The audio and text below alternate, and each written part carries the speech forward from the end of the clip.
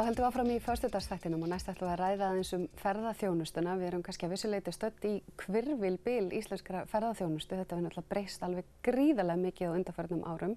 Skýrsla sem kynnt var í sumar sýnir að hið opinbera, þar segir ríki og sveitarfélög, séu að fá í beinar tekjur 45 milljarða þegar allt er talið í bara cash. Verið velkomin til mín, bæði tvö.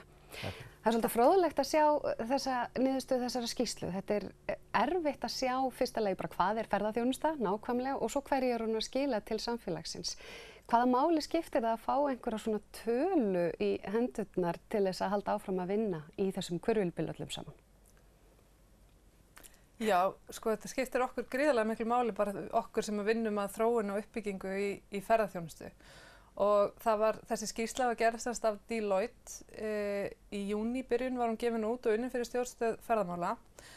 Og hún sýnir það og þetta gert með mjög ábyrgum vinnu aðferðum og hugmyndafræði þar sem að í rauninni bara sérfræðingar koma að borðinu. Og hún sýnir það að ríki og sveitarfélög eru að hafa 45 milljarða í tekjur og gjöld þar á móti eru 5 milljarðar. Þannig að við sjáum það að það ýmislegt hægt að gera fyrir afganginn, ef að svo má segja.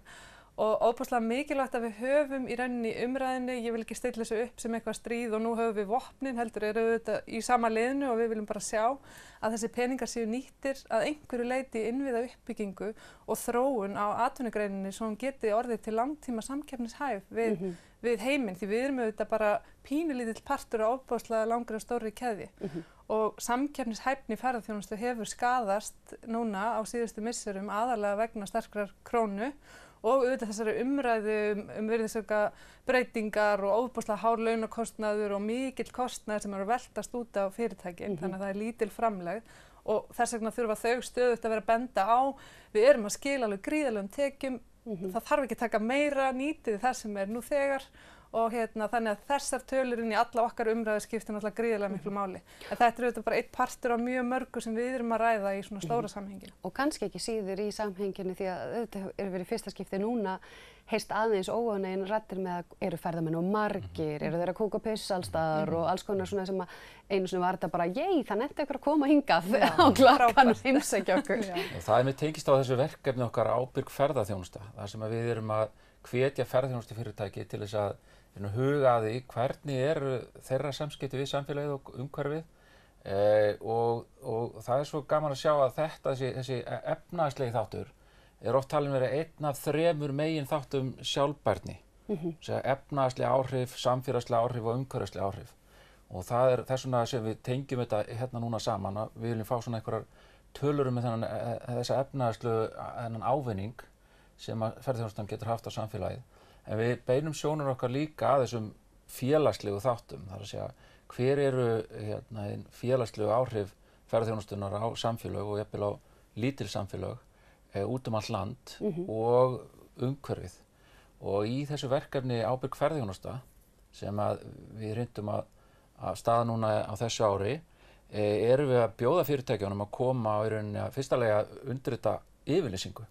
Þar sem þeir eru að lofa að huga að þáttum eins og umhverfinu, eins og öryggi ferðamanna, eins og réttindum starfsfólks og eins og jákvæðum áhrif á nærsamfélagið. Og þessu, við erum í dag erum við með áherslu hérna á Akureyri, í hofi á fundi fólksins, í málstofu áhrif á nærsamfélagið.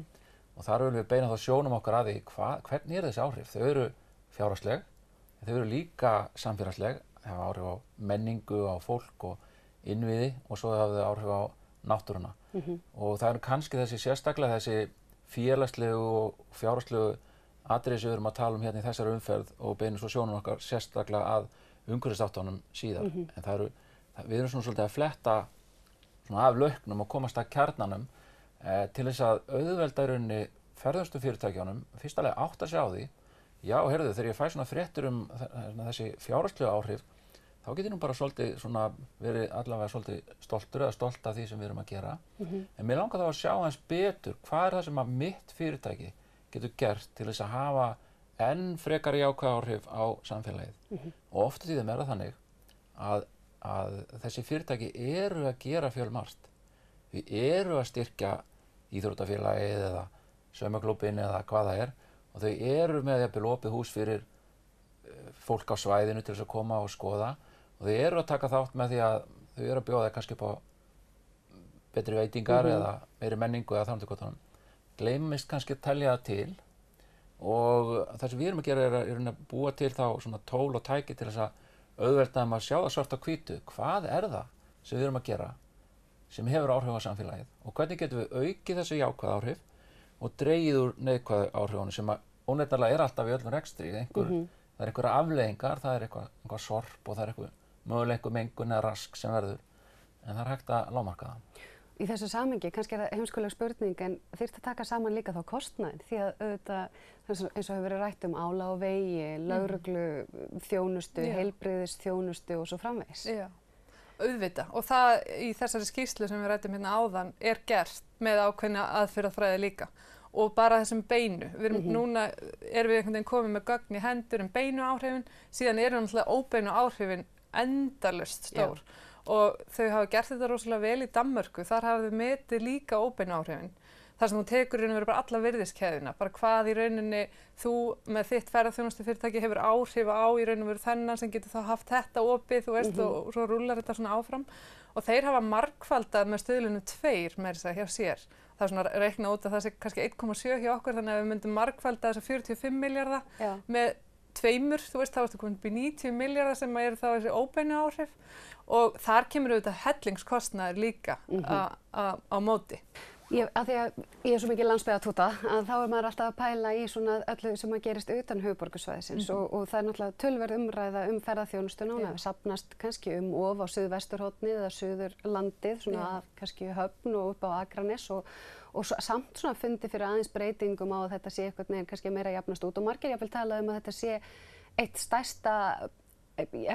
besti möguleiki smærri byggðakjarna og svæða til þess að efla bæði innviði sín og byggja upp fjölbreyttari atvinnulíf. Algjörlega. Hvaða áhrif hefur þessi ferðaþjónusta á hana hafa þínu mati? Við höfum séð þetta, við höfum fjölmörg dæmi þar sem við bara hreinlega sjáum að sveitarfélögin er búin að átta sig á því að þarna er framtíða möguleikar og þá kemur fólk saman, bæði sveitarstjórnarstigi, atvinnulífið, íbúarnir og reyna að móta sér einhverja sýn það hvernig þetta getur gerst.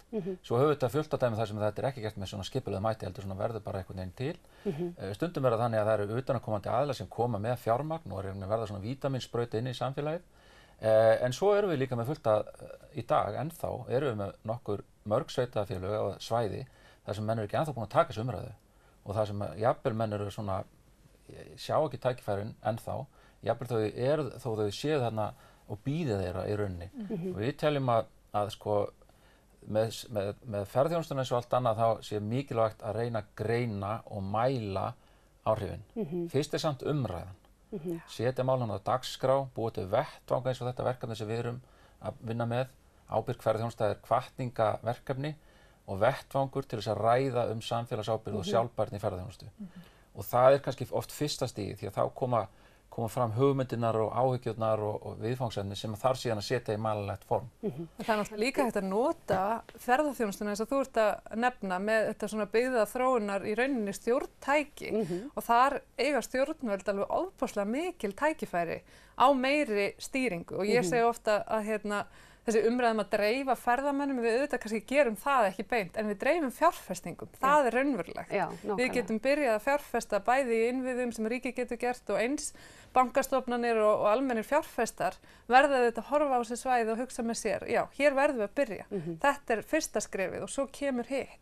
Og það er í raun og veru ótrúlega magna líka eins og þessi skýrsla sýnir, svo við tölum nú aftur það, að því að sveitarfélögin hafa sagt sem er rétt að þau vilja sjá meiri tekjur til sín. Sum sveitarfélög eru algjör svona gegnum streymi sveitarfélög sem að bara einhvern veginn það fer allt í gegn og þau hafa enga tilfinningu fyrir því að það verði neitt mikið eftir. Og það kemur fram í þessari skýrslu að það eru 13 milljarðar af þessum 45 sem eru í raun og veru beinar tekjur til sveitarfélagana og þau leggja 2 milljónir gjöld á móti, það eru þá starfsmenn sem að sinna þessum störfum innan sveitarfélagana og skipulagsmál og vegagerð og annað slíkt sem að er þá á móti. Og það er náttúrulega stærsti hlutin af því, þessum 13 milljörðum, eru útsvarstekjur. Það eru gríðarlega mörg störf að verða til í ferðaþjónustu út allt land og miklu meira að verða til af heilsársstörfum heldur en var, þó að þróunin sé þetta alltaf hæg ennþá eins og Austurlandi, Vestfjörðum og hluta Norðausturlandi. Að við viljum auðvitað sjá það gerast hraðar þar og þessi svona dreifing fjárfestinga og annað verður auðvitað bara að fara að eiga sér stað. Algjörlega. Tíminn er hlaupið frá okkur, eitt að lokum, af því þeir eru nú stödd hérna að fara að tala á fundi fólksins og taka þátt í því að það er ákveðin tilhneiging allan sem maður upplifir að maður séð ríki bendur á sveitafélag benda á ríki, þetta er svona eins og kennararnir bergið á foreldrarna og foreldrarnir eru á kennaran og það er allir einhvern veginn svolítið svona í skotgrafn, ekki allir alltaf, ég ætla nú kannski ekki alhafa það, en þið hljótið að leggja áherslu á að þetta samtal og aukinn skilningur og að hlusta sé gríðarlega mikilvægur þáttur ekki síst í ferðaþjónustunni þar sem svona margir koma að. Engin spurning og að þú tala fund fólksins þá er ég náttúrulega með 2 hatta sem formaður almannaheilla sem að bera ábyrgð á fundi fólksins og við erum náttúrulega mjög stolt af því að Akureyringar skyldi taka fund fólksins og framkvæma hann núna. Hann er auðvitað vettvangurinn, frábær staður til þess að eiga samtalið um ferðaþjónustuna og ég held að við getum ekki óskað betri staða til þess að taka þessa umræðu heldur en einmitt í höfuðstað Norðurlands. Þar sem við erum í rauninni svolítið að leggja áherslu á að ferðaþjónustan er ekki bara viðfangsefni fólks á höfuðborgarsvæðinu. Algjörlega, gaman að fá ykkur og við höldum áfram í föstudagsþættinum eftir augnablik.